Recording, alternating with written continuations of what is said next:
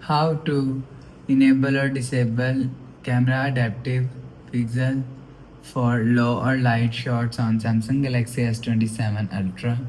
Let's start the video. First of all, go to app library. Here click on camera app.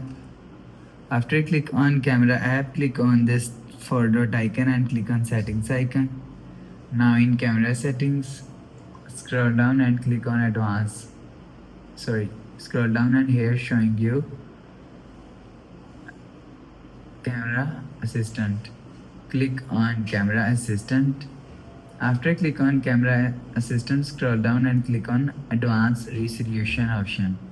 After click on advanced resolution option, and you will see first option is adaptive pixel. If you want to enable adaptive pixels, so turn on this button.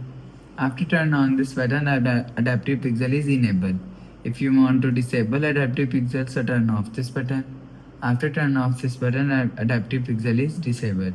You will enable or disable adaptive pixel from here.